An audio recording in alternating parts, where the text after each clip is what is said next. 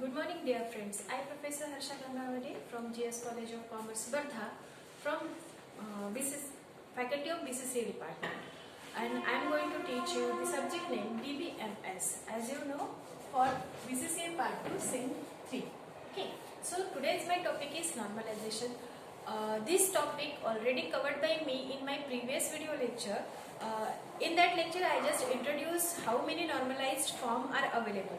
So today we have the look with one by one. Okay. So first normalization form, it is nothing but the unnormalized form. What is meant by the unnormalized form?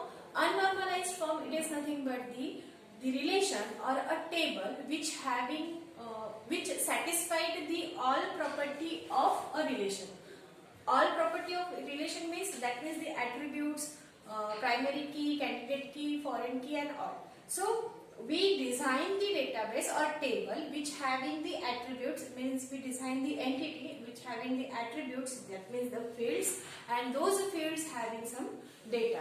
So those particular properties are satisfied by the particular relation. It is nothing but the unnormalized form. So next one is first normalization, that means first normalization form. So when we called or when we said that a particular relation is in a first normalization form, when a particular relation is already in a unnormalized form, that means that particular relation will satisfied, or that particular relation satisfied all the properties of the relation, that means nothing but the unnormalized form, and it has no repeating group. Repeating group means what? That means the field having not a repeating value. That means a particular relation, just I consider here one table which field name is SNO, that means the student serial number, then name, and then subject. So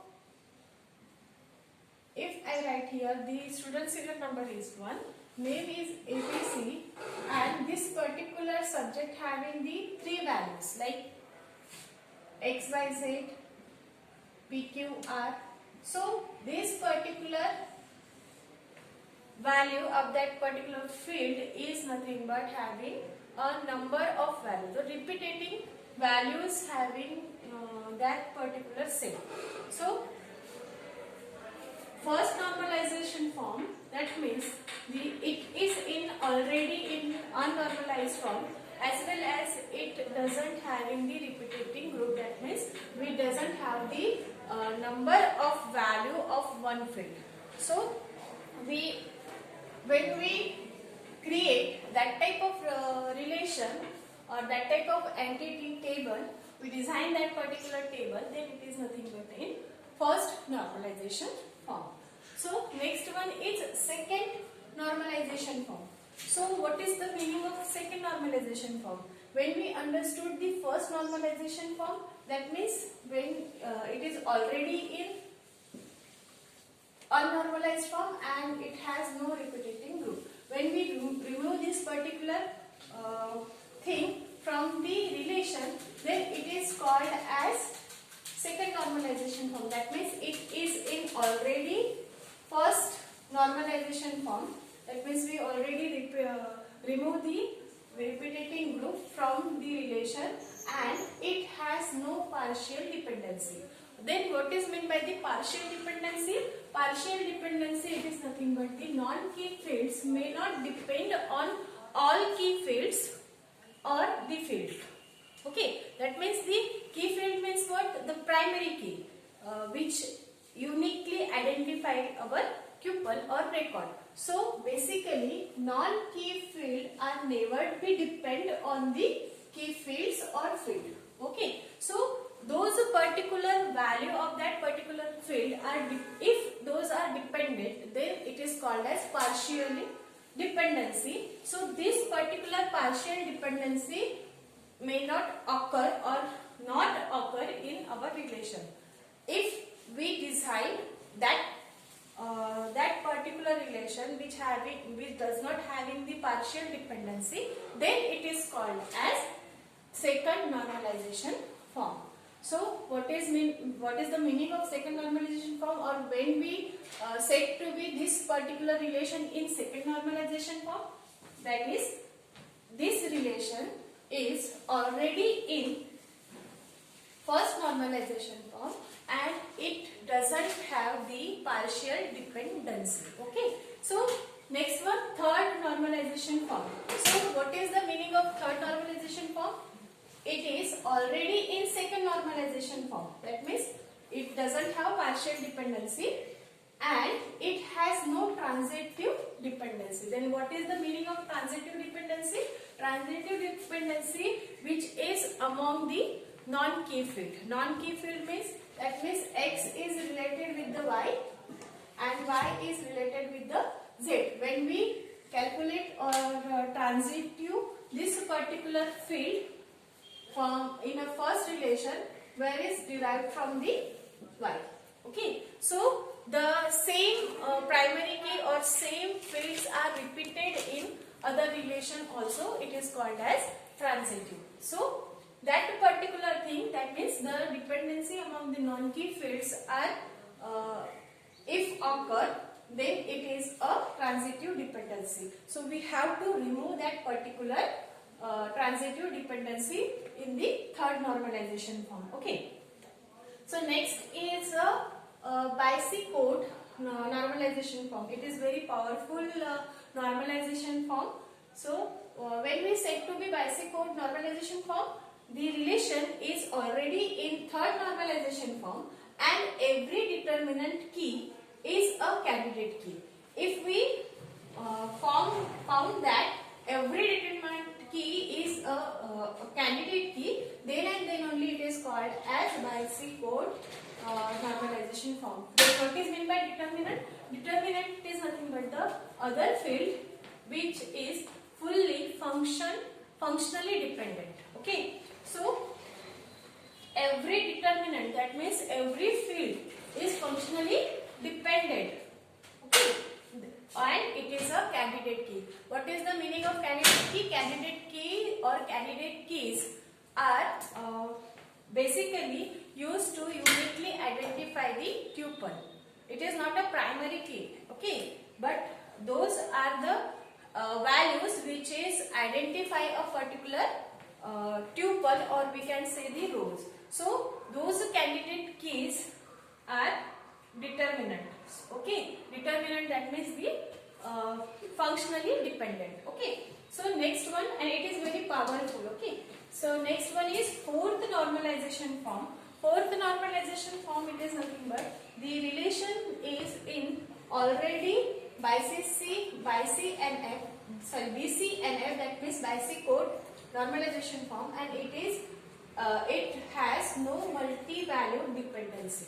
Okay. So what is multi-value dependency? That means if we consider the three relation like x, y, z. Okay. So each and every value of x, it is fully well-defined set, depend on the well-defined set of the y, and each value of y is fully well-defined set of the x. So that type of dependency, it is nothing but the multi-value dependency. So we have to remove that particular dependency from our relation, so that we said to be this is a fourth normalization form. Okay.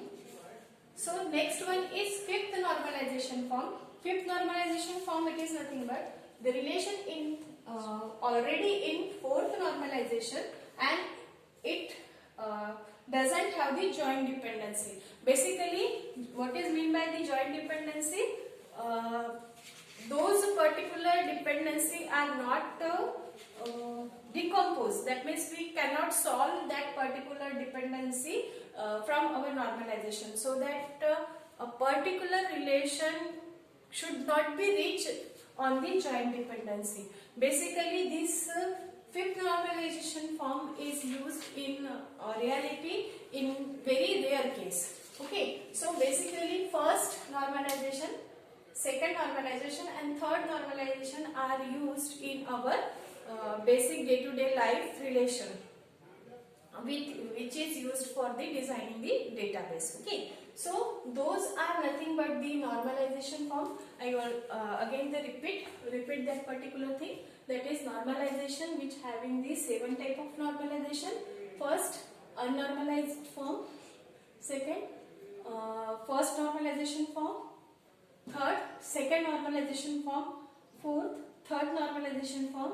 Fifth, basic code normalization form.